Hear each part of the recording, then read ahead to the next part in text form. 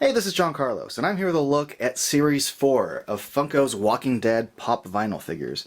Now here's just a closer look at the packaging of one of them. The packaging on the back is all the same. And we'll start off our review by taking a look at everyone's favorite character to hate, Carl. You know, it's a simple figure, but I really dig Carl a lot for a few reasons. One, I like how dirty his shirt is. If you can get a closer look here. Not only is the shirt kind of dirty, but they kind of made his face a little dirty too. These little marks here, that one's a little too on the nose for me, but I think they did a good job kind of dirtying him up. I like that he comes with the set of keys. It's a simple shirt, but they did a good job just with the sculpt and paint of it all. But one of the things I really kind of dig about it is that they did the version of the hat and they kind of scuffed it up and dirtied it up a bit. It's not as clean as when Rick initially wore it. Now, speaking of Rick, here's a comparison of the two hats, and as you can tell, it is a different sculpt. They didn't reuse the previous one. For one thing, it's a little bit taller. And another thing, the little dingly doodads that are on there are thinner and longer than this one here.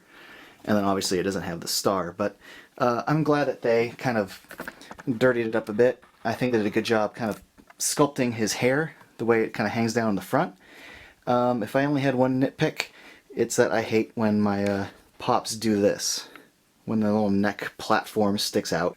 Next up, we have a look at Maggie, who's one of my favorite characters on the show. And I do have some pros and cons to talk about with this figure. One of the pros that I like is I like the bruising they did on her face. I picked the one with the subtlest bruising. There were some others that had very blatant bruising, and I thought it looked a little silly. But there are some nitpicks with this that I need to get into. Her torso, where it meets her waist, you can see that it's sticking out a bit. It didn't make the connection all the way. Also, almost every single one I saw has glue present where the hand was glued on.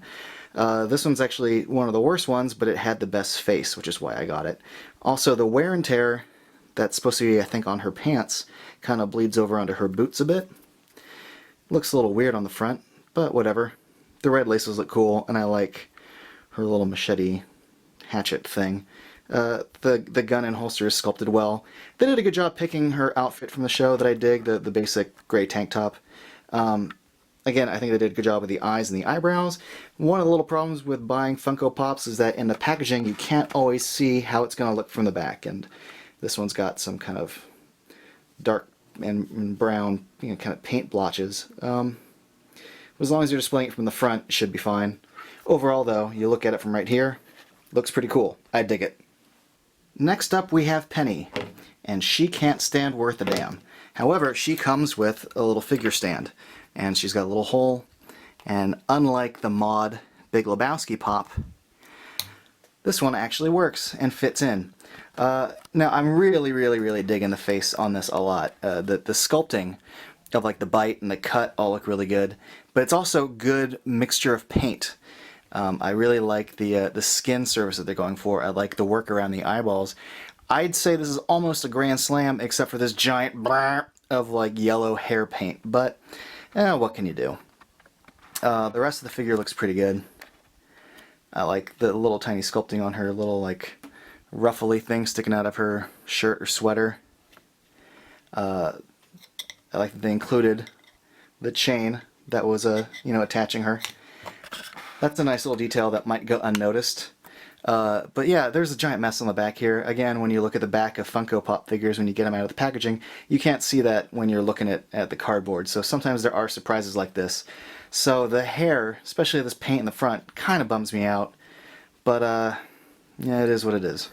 Now here we have injured Daryl, and they weren't kidding about injured. I think the face paint on this is a bit overkill. It almost looks like he's got lesions and not bruises. This looks odd to me, but as long as Norman Reedus is popular, they will keep making Daryl figures and finding excuses to make Daryl figures. But there are some good things about this figure. I really dig the necklace of ears. I like that was a really fun thing for Daryl to have, and I'm glad that there's now a figure of that.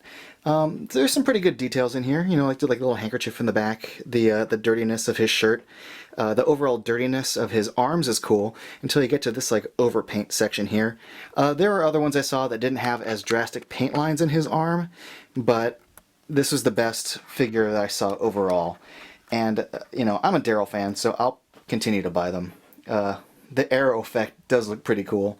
And the paint on the rest of him, you know, including the lines under his eyes and the shading on his eyes all looks good. I just think these bruises and little blood things all just kind of look like giant face herpes or something. Lastly, we have the Woodbury Walker. Now let's start with some of the good things. I really dig the face. I like that the area around the mouth is all eaten away, so you can see kind of the meat underneath it, and a little bit of the bone has been painted in. I also like the skin color for the most part. I like the mixture of the skin tone with the red. It's kind of a creepy, gross effect, and I think between the skin and the red and the way the eyes are sculpted, I really like this head for the most part. And I like that the hair features kind of blood mixed into it. But speaking of hair, there is something about this that I don't like, and that is that sections of the hair aren't painted. Like right here on the ear, you can see this whole area that's kind of missing paint. Same thing with this little chunk back here. It's almost as if it was painted and then part of it flaked off, and that kind of bums me out. Another thing kind of bums me out is that sections of this figure that are, you know, supposed to be attached are noticeable. This section here, the right arm, you can still see didn't make the connection all the way. You can kind of see a little bit of space right there. Same thing with where the torso meets the waist.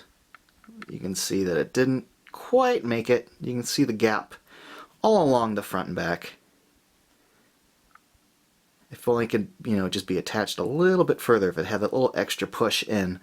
Other than that, though, the painting on the pants, like the whole dirtying, bloodying of this whole figure's paint on the shirt and pants looks really good. Now, I picked these up at Corner Store Comics, and despite some gripes, I'm really glad that I got them. Funko's been on a roll lately with their Big Lebowski pops and their Thor the Dark World.